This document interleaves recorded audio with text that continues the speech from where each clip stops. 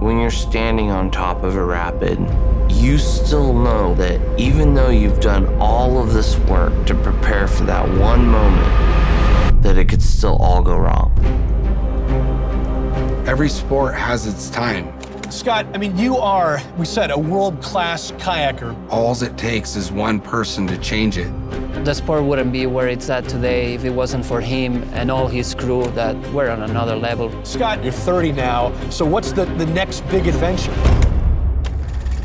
There's a place in western Tibet, it's called Mount Kailash, and there are 4 rivers that come from this one peak, and they flow in the 4 cardinal directions, and that would be completing the 4 biggest rivers in the Himalayas. In my mind, it was kind of like as high as you can go in the sport. The direction became, I'm just gonna get myself in the best shape to run all 4 rivers. And then that year, that was the 7th person that had drowned. It just became brutal.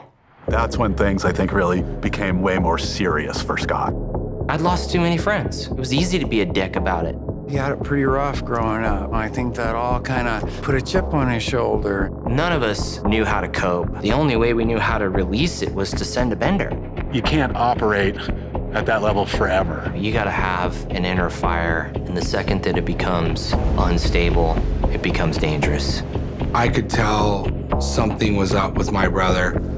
When I would flip over, I was starting to lose spatial awareness. Like I didn't know where I was at. And then I kind of just black out. That was the beginning of it all. Got the call.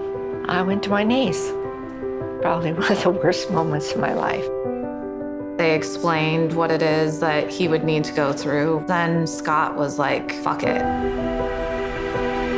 The one thing I was hanging on to the most was the Indus. That was the 4th and final river. He was wanting to try on kayaking again, and nothing would come in the way.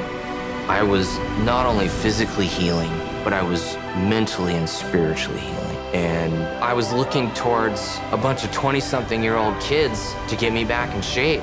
In the back of my head, I was like, man, has this guy still got it? He might not have the full life expectancy that, we all hope he would have. I knew I was about to run the scariest rapid of my life, and it was all in my head.